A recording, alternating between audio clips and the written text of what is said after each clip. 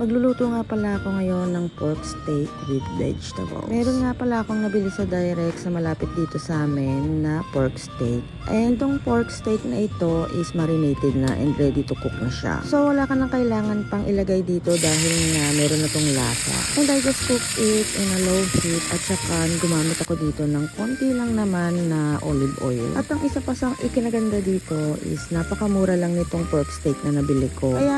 Kaya nga naman pala mura ito is manipis lang talaga yung hiwa niya at talagang madali lang itong maluluto. Pero at least nakamura pa rin tayo at makakatikim pa rin tayo ng pork steak. At yun ang mahalaga. Kaya nga lang nandito ngayon ang aking dalawang alaga, so meron talaga tayong kalaban. Mahilig din po talaga ang mga anak ko sa Nico or yung mga meat, grilled meat o kaya kahit anong meat, basta meat. Malalakas din po talaga kasi silang kumain, kaya naman tayo titikim-tikim na lang tayo dito dahil nga siguradong mas uunahin natin ang kanilang mga cravings. Ika nga butihin ina, kaya naman mas uunahin mo pa yung kakainin ng anak mo. I mean, mas uunahin mo pa yung anak mo kaysa sa gusto mo. So ito na nga, binaliktad na nga natin dito yung pork steak dahil nga luto na yung kabilang side. And mga ilang minuto lang din is naluto na ang ating pork steak at ang isusunod ko naman dito is yung vegetable na igisa ko doon sa pinagprituhan ko din nung pork steak. Yung mantika nga pala na gagamitin ko dito is yung lumabas na kanina doon sa pork steak dahil nga mas malasa nga ito. Makakatulong din to sa pampalasa doon sa mga vegetable na igigisa ko. And yung mga vegetable nga na igigisa ko na to is mga natira na lang to sa ref